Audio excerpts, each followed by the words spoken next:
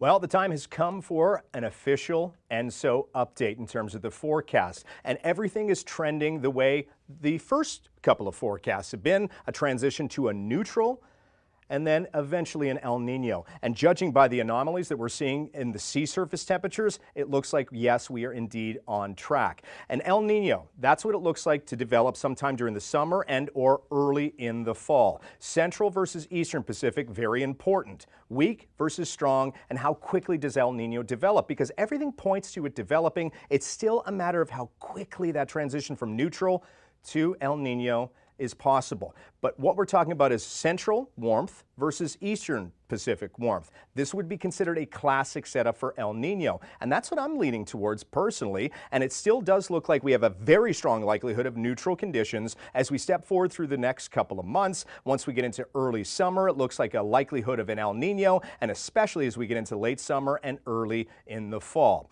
What it means, ENSO, if you're not familiar, is the El Nino Southern Oscillation. And it's really the correlation between the sea surface temperatures and the atmosphere that we can use with an El Nino versus a La Nina versus a neutral to depict seasonal forecasts, which I'm not going to go into that yet, but I'll put this on your calendar for you. April 15th, we'll give you here from the Weather Network a sneak peek at our summer forecast. But one thing's for certain, if the El Nino does develop as it's expected to, that would mean less hurricanes in the Atlantic and more hurricanes in the Pacific.